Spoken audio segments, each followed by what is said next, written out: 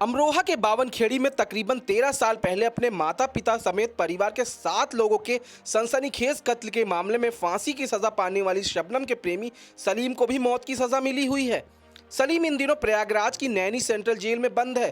Death warrant जारी होने पर सलीम को इसी जेल में फांसी पर लटकाया जाएगा। शबनम की तरह ही सलीम के पास भी फांसी की सजा से बचने के कानूनी विकल्प अब ना के बराबर बचे हैं। हालांकि सलीम के सिर से शबनम के इश्क का भूत नहीं उतरा है।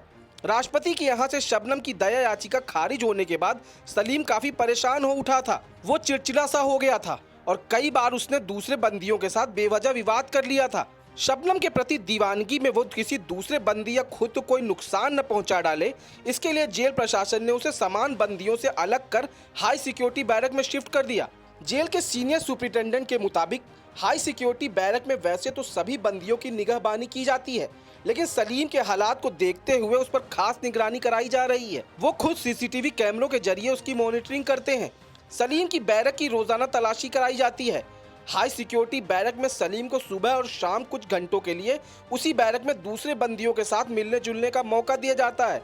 इसके साथ ही जेल की तरफ से उसे बचे हुए कानूनी कदमों के इस्तेमाल के बारे में जानकारी दी जाती है।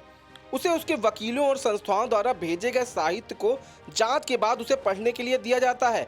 उसे पूरी तरह से सामान रखने के लिए कई दूसरे कदम भी उठाए जाते हैं। हालांकि सलीम को अब इस बात का एहसास हो गया है कि फांसी से बचने के कानूनी रास्ते अब उसके लिए तेजी से बंद होते जा रहे हैं। ऐसे में उसे अब किसी चमत्कार की ही उम्मीद है। सलीम अक्सर ही दूसरे बंदियों और जेल कर्मचारियों से ये कहता है कि कानूनी अदालत ने उसको और उसकी प्रेमिका शबनम को भले ही फांसी की सजा दे रखी हो, लेकिन उसे इस बात की पूरी उम्मीद है कि अल्लाह की अदालत से उन्हें इंसाफ जरूर मिलेगा और उनकी फांसी की सजा भी जरूर बदलेगी। दरअसल सलीम खुद तो गुनहगार नहीं मानता है।